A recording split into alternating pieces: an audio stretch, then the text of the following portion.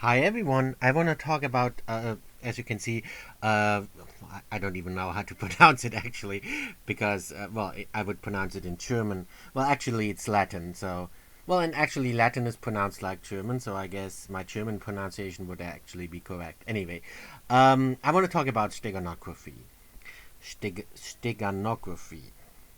And as you can see on Wikipedia, it's simply a way of concealing a message. Um, it's basically a step above cryptography. Because the problem with cryptography is and cryptography is basically just encrypting something. But no matter how good your encryption is, um, just by the fact of the guy who are not supposed to see your message, right? Just by them seeing that you are implying cryptography, that you are encoding something, you know, um, they already know that there's obviously something interesting hidden there, right?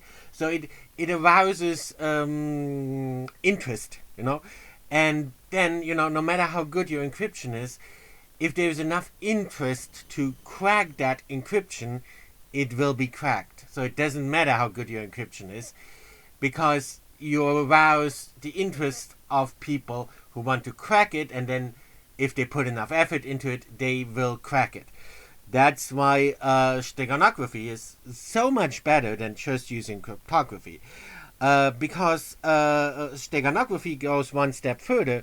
It encrypts your message, but then it also hides the fact that there is even an encryption to begin with.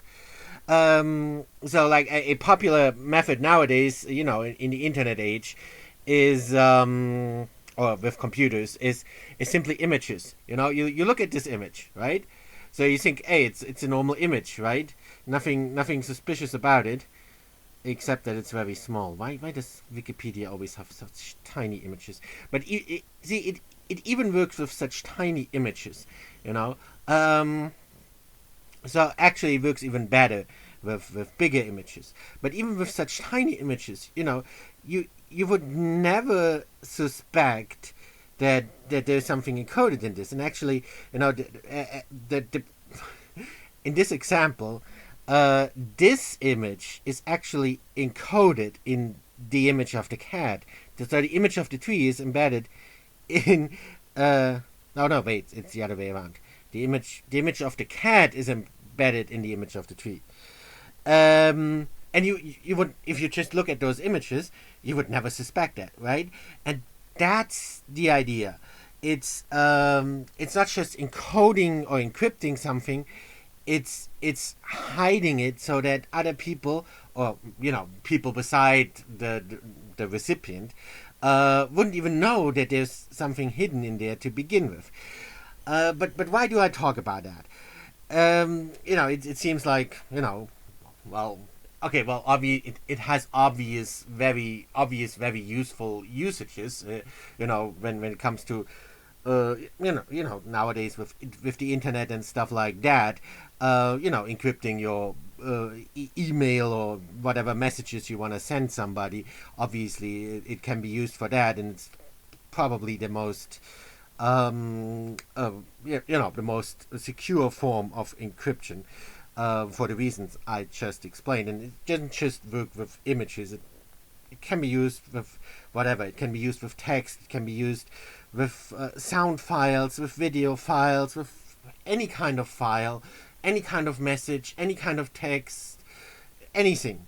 And then there are programs for that. And one program I used is called Steganos. It's a very good program. So if you want to use that, for your internet communications, it's great. Not just Steganos. There are other great programs that employ that kind of technique as well, and they're great. But this is this isn't actually what I want to get at. You notice I'm always talking a lot. Well, for one, because I don't script my videos. I just just start rambling. But in a way, that's actually one way for me to kind of, well, it's my way. I don't, maybe some people are wondering, is there some hidden message in my videos? No, there isn't. Well, the only thing I do is, and it works quite well actually, is I just talk a lot, I just ramble a lot, it's not like I do that intentionally. I do that anyway. But it does have the positive effect that, I start with one topic, like steganography, and then I talk about something else, but because in the meantime I've already rambled so much, a lot of people who aren't really interested in the first topic won't stick around to listen to the actual topic I'm trying to get at. And that automatically filters a lot of people out who aren't really interested in that topic and who obviously, maybe shouldn't even hear that topic because obviously they wouldn't understand it, so I wouldn't want them to hear it either, so I wouldn't want them to stick around. So now that all these people are gone, we can talk about the actual topic. There's one thing I do want to mention before I mention the other thing. This is the first book that was written on steganography, and it actually teaches you steganography. So if you want to learn it, read that book. It's great. And that was actually written in the, as you can see, now actually it was written in the 1500s. It was published in the 1600s because it wasn't published right away for obvious reasons. Because, well, actually, one of the reasons, this book has been banned for many hundreds of years by the Catholic Church because this book doesn't just teach you steganography, it actually employs steganography itself. The whole book employs steganography.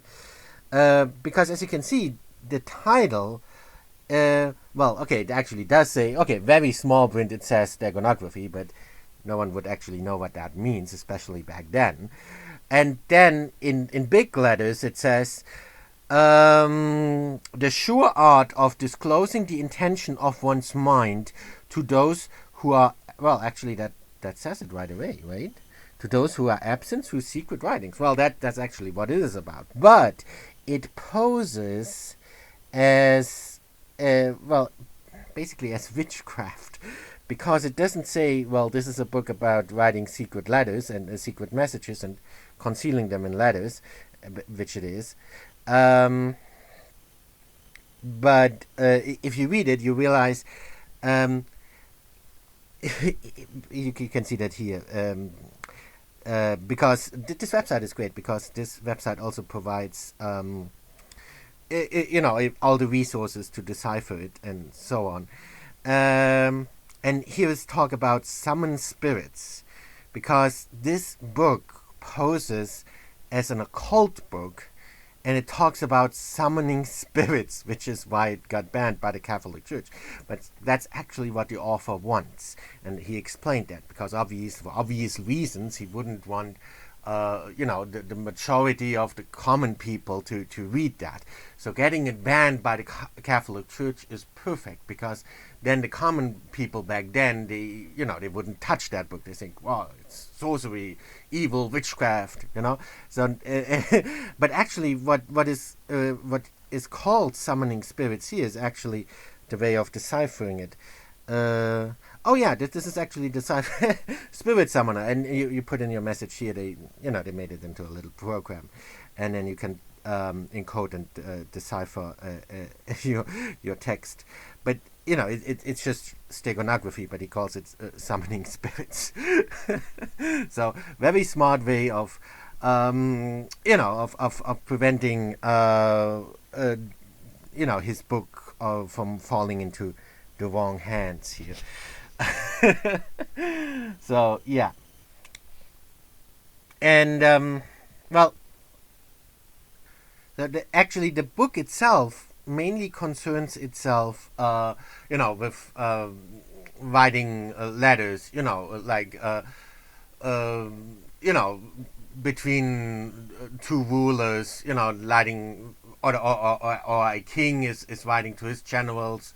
He's writing, like, orders to attack the enemy army then and there, that kind of thing. And obviously, you want that to be secret, and you don't even want your enemy to know that there is a secret, because then they'll be, no matter how well you encrypted, as long as they know that there is something to be deciphered, they'll, same principle that I talked about. They'll put so much effort into it until they'll be able to crack it. Good example is in the Second World War. You're all familiar with it. The Enigma machine. Awesome, awesome machine. They were so confident, because for that time, it was, it was a really, really, high level encryption for the time. It was, for the time when the Enigma machine was built, there was no human and no machine in the world that would have been able to crack that code. And that's why they were so confident, that no one can crack it. So what did the British do? Well, they were like, well, if there is no machine that can crack it, then we'll simply build a machine that can crack it, and that's what they did, and they cracked it, and that was one of the contributing factors for why the Nazis lost the war, which is of course a good thing. I intentionally said the Nazis because it was that.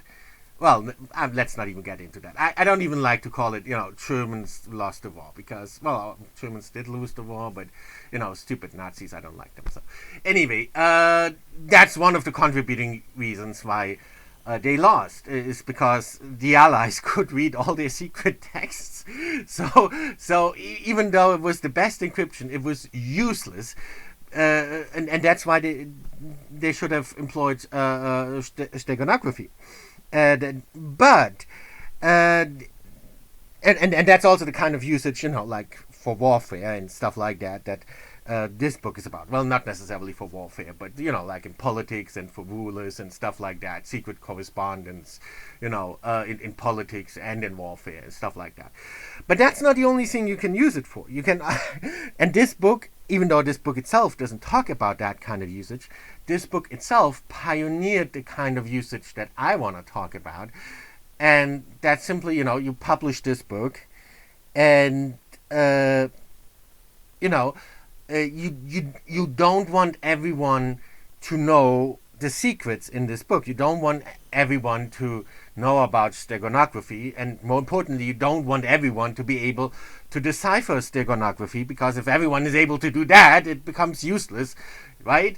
So it only works as long as the majority of the people are unaware of it, right? But if you publish a book on it, then that presents a problem, because you're teaching everyone how to use it, and then it becomes useless because everyone can decode it, right? So you don't want that. That's why he employed steganography with the book itself, and pretending that the book is actually, some occult book on summoning demons, getting the book banned. And that's the kind of usage I want to talk about, where you publish. You can see that a lot with and then that's how I, that's when I first heard about steganography, was because of Stanley Kubrick. He actually talked about it, and he was really into steganography, and he studied a lot of books on it as well. And you can see that when you watch his movies. That's why his movies are so great. It's because they have so many layers, and he employed a lot of those techniques in his movies. That's why they have such deep messages. So yeah, and actually that's why I like Star Trek as well. Star Trek is basically Gulliver's Travels, right? It's the same principle. It's like what Sir Thomas More did with Utopia, right? So basically, if you want to publish something, maybe you wanna criticize a certain ruler. That's what Sir Thomas More did, right? His book was all about politics. Same with Jonathan Swift at Gulliver's Travels.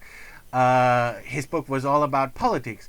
But he was they were all criticizing certain rulers or certain politicians of their time.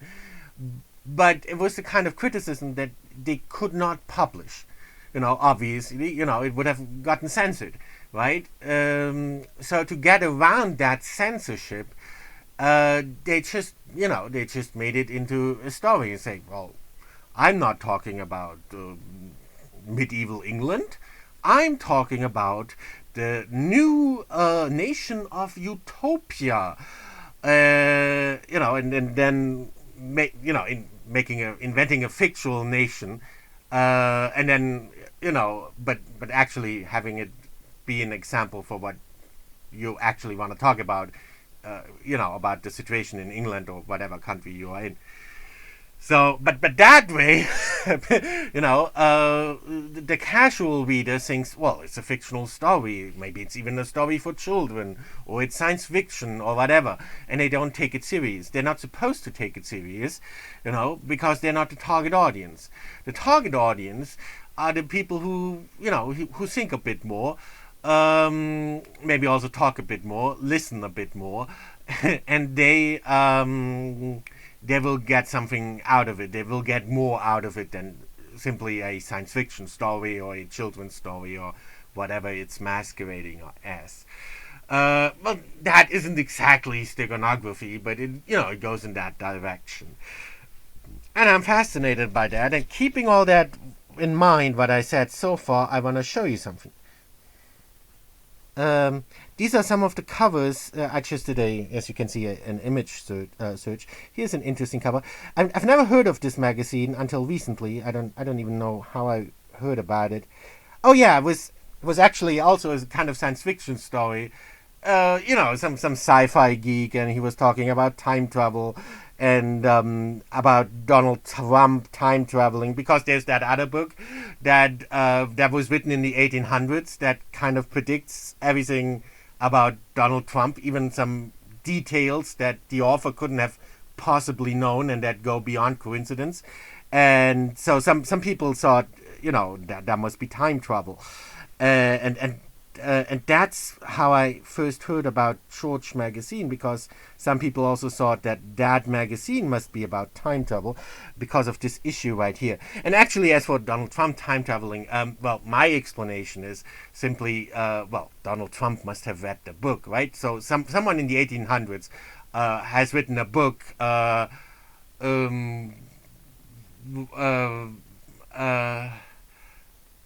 what's it called? I forgot what it was called. It had the name of Trump's son as the title, and the same guy has written another book set in the future, and that book is called The Last President, and it describes pretty much in detail the situation Trump is in, even with some of the same address, and he has a guy called Pence, it's eerie. The similarities are eerie, and he has the same address as Trump Towers, and it's insane, the coincidences, so obviously some people think, hey, that must be time travel.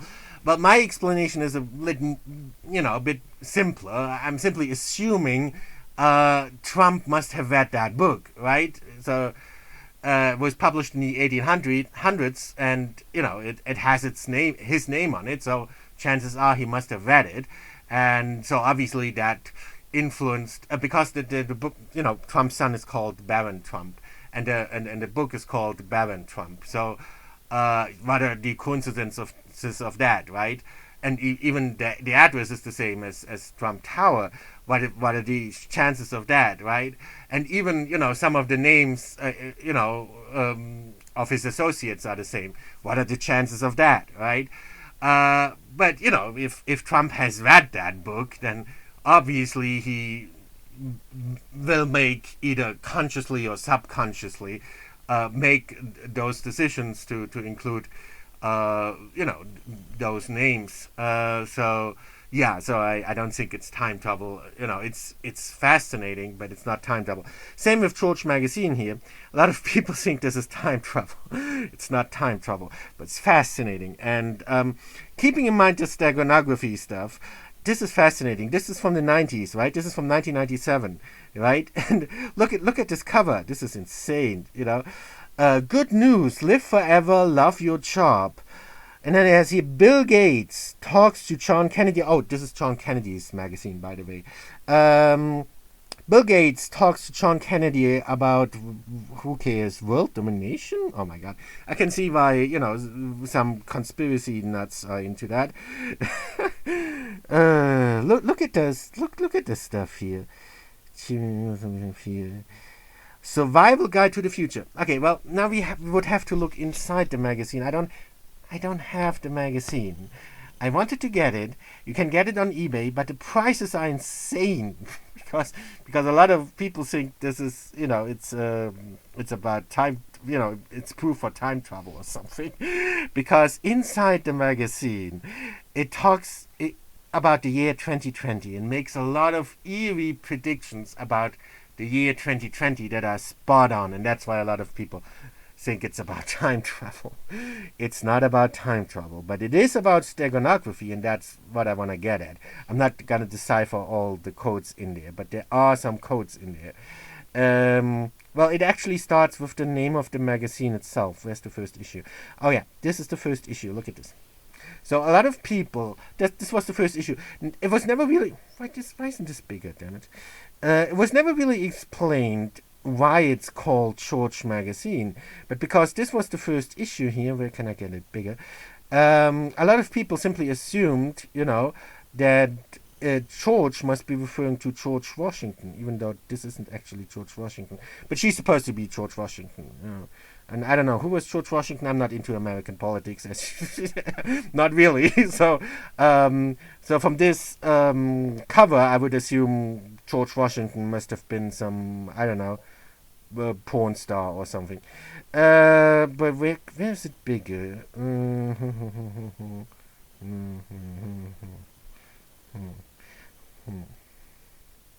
Yeah, the cover with Donald Trump is by the way is eerie as well. What does that say? Where was it?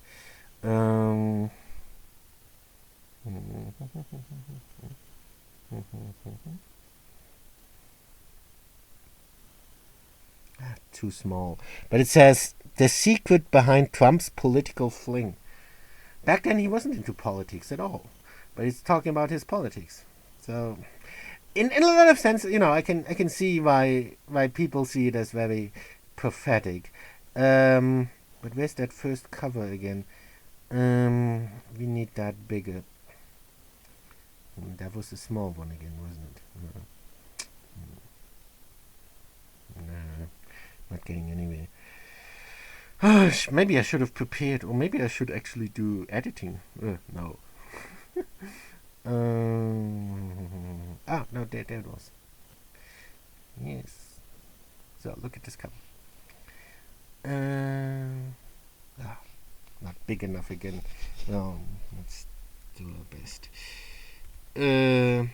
So anyway, what does George refer to? Does it really refer to George Washington? Well, maybe, because it says president here, right? So you kind of assume, you have president and then subconsciously connected. President George. Well, President George. Well, there was another President George, wasn't there? So why does it have to be George Washington? Well, yes, there's that cover, but the cover is, well, obviously on some level it's referring to George Washington, but that could be the surface level. Maybe what it's really suggesting is that it's referring to another president called George, who was another well-known president called George. Well, it couldn't have been George W. Bush. He wasn't president back then yet. But maybe it was George Bush. And what was... Oh, right. It's not George W. Bush. No, the old one was... George, was it George H. Bush? What did the H stand for? Stood for Herbert, right? And then we can see, let's go back to, this is Steganography 101. This is really simple stuff. So obviously he wants people to see that. But he also wants to have plausible deniability, right? So look at this, for example. Look at this cover. Straight lines, straight lines, straight lines. But why, in the first magazine, look at the text. It's all jumbled up. Why is this in a straight line? So nice, such a nice layout. Clean, straight line, clean. The text is all over the place. And at this point, I need to find the complete cover. This is a nice one. Here you have John F. Kennedy Jr. Presenting it. Nice one.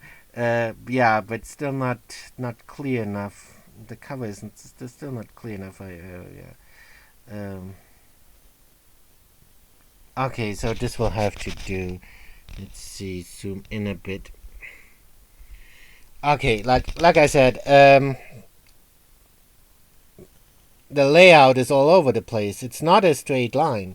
So this is one of the very basic methods of steganography. It's very easy to spot. It actually even, that's one of the methods that are introduced in that book from the 16th century.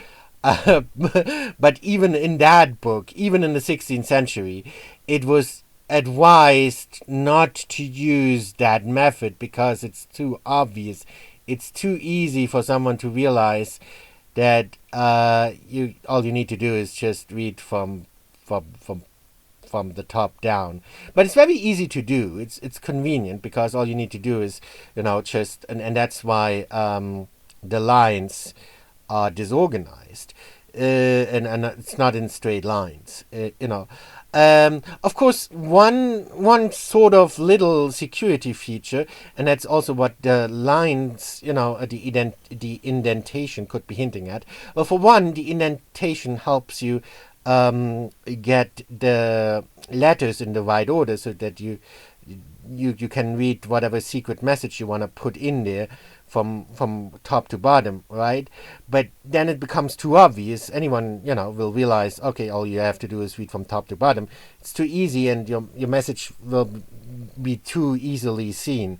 So one very simple way to at least hide it a bit, and that's also what the indentation could be hinting at, is to just simply, skip like every other line, So, what could it be? Okay, so it was George H. Bush, right? So we would start with an H. And it stands for Herbert, right? So the next letter, so we obviously have to skip that one. So maybe that's why it's indented, right? So it would be H, E. We have to skip that one again because, like I said, indented. So it's just every other line. H, E, R. Can you see that? Is that big enough? Let's make it bigger. Can you see it? Come on. No, go in. Damn it. So. H, E, R.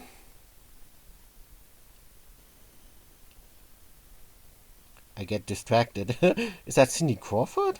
H, E, R. What's here? Dodging. Oh, okay, so we have to dodge that one. B. E. So it's just every other line except for the dodging because that we dodge. So H, E, R, B. Oh, well, okay, we got to. Okay, it's not exactly super straight, but it's there.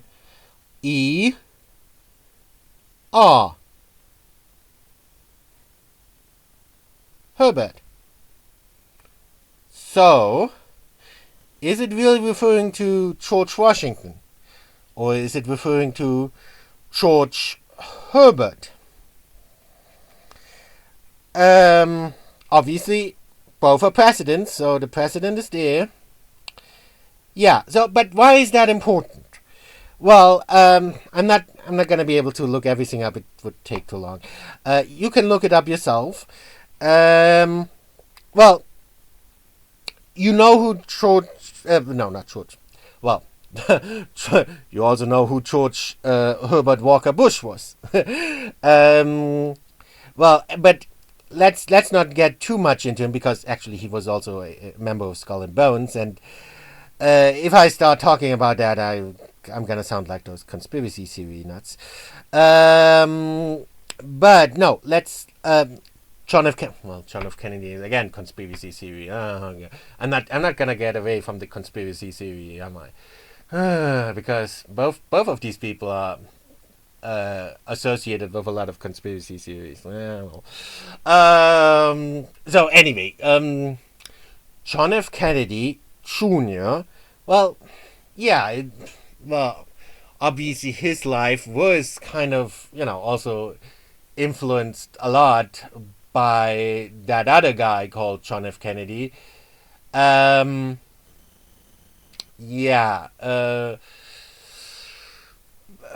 His father, who was killed, and obviously that must have been a very traumatic event for the young John F. Kennedy Jr.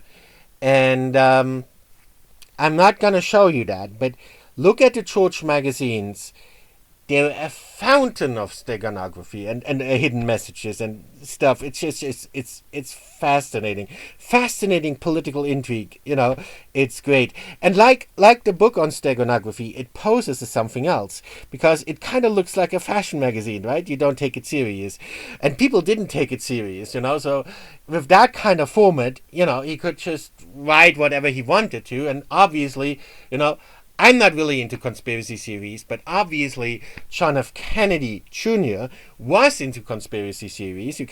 Because in every issue he writes the editorial, and he puts a lot of his personal thoughts in there, and a lot of thoughts about the death of his father. So he was obviously speculating about the death of his father a lot, because he wrote a lot about it and put a lot of that kind of stuff into his magazine.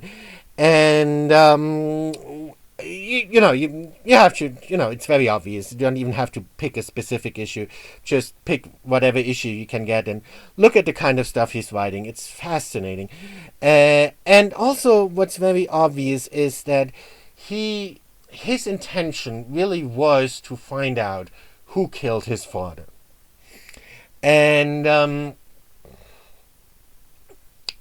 And he, in a lot of editorials, he also wrote that, he sees himself as Hamlet, and Hamlet, Prince Hamlet.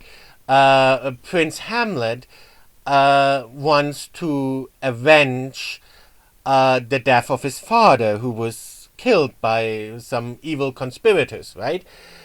And John F. Kennedy Jr. writes that he sees himself as Hamlet. And also he wrote that he will reemerge in the year 2020, which is why you have all those conspiracy nuts going crazy, because they think either he time traveled or he's telling some secret messages. They're going crazy. They're saying like, oh, maybe he faked his death, whatever. Not gonna go into that too much because it will just make me sound crazy. But on the other hand, sounding crazy is also good, like with this magazine, or like with the book on steganography. You don't want people to take you serious. You want people to think, hey, you're a witch. Well, at least in steganography, because you don't want them to actually figure out what the actual message you want to convey. And it's the same with nowadays. Nowadays they don't say you're a witch. Nowadays they say, well, you're a conspiracy theorist, or maybe even a right-wing conspiracy theorist, which is probably even worse. So that's nowadays that's like the witch label. And then they don't take you serious, which is what you want, because you don't want those kinds of people to take you serious, but you don't want them to figure out your actual message, right? And that's what he does very well. And then that magazine wasn't taken serious.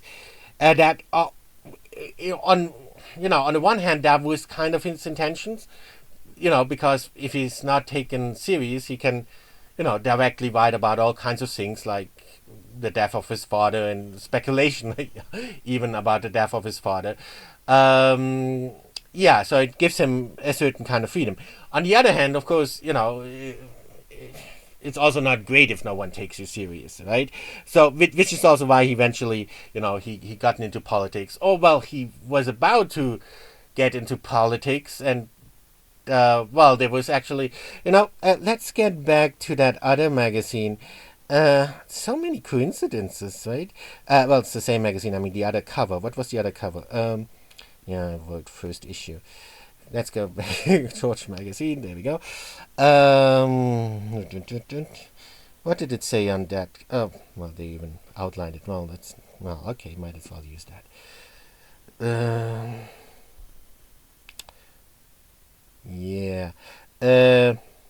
Where does it say? No, it doesn't say it on here. Oh no, does it not mention Clinton? Oh, here, right, I forgot. Here it actually says, Indictment Day, will Hillary get busted? Very prophetic in a way, right? Because actually it is talking about, it says Survival Guide to the Future, and it says it's about the year 2020. Well, actually, the year Hillary was running for election was 2016, but anyway, she was also running for election, well, not for president, some other office was it 1999? Yeah, I think. And it was the same office. You look that up on Wikipedia. I don't know the specifics, but, just to give you the idea. Anyway, John F. Kennedy was about to go into politics. And he and Hillary Clinton were running for the same office. And then, and obviously, John F. Kennedy would have won that election and not Hillary, because John F. Kennedy was much more popular than Hillary.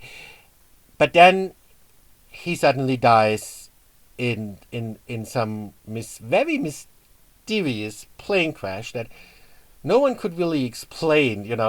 Well, the way they explained it was, John F. Kennedy must just have been totally stupid. I mean, he was a pilot, but he just, suddenly has forgotten how to fly, and suddenly, took his plane into a deep dive and basically committed suicide for some strange reason. It's interesting, right? All these people that seem to have some, because obviously you can see that here, right?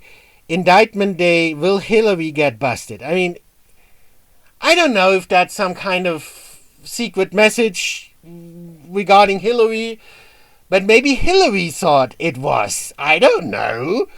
But isn't it interesting that all these people that seem to have some dirt on Hillary, they just mysteriously, I don't know, it just seems to be a theme there, I'm not saying anything, I'm just saying it's strange, for some weird reason, all the people who imply that they might have some dirt on Hillary, they just have the habit of suddenly dying or committing suicide under very mysterious circumstances, Even though they didn't have a death wish before, they suddenly then decide that they want to kill themselves out of the blue for some reason, under circumstances that are completely implausible. But hey, I'm digressing, and I sound like a crazy conspiracy theorist again. I'm sorry. Anyway, fascinating magazine. Look into it with first, if you really want to get into that, and don't get into that conspiracy theory stuff. Take it as like look at it yourself. If you like that sort of thing, I mean, steganography, look at the book, at the basics of steganography, and then have a look at this George magazine, for example. It's fascinating, the stuff you can discover, and but don't tell anyone because it will make you sound like a crazy conspiracy theorist.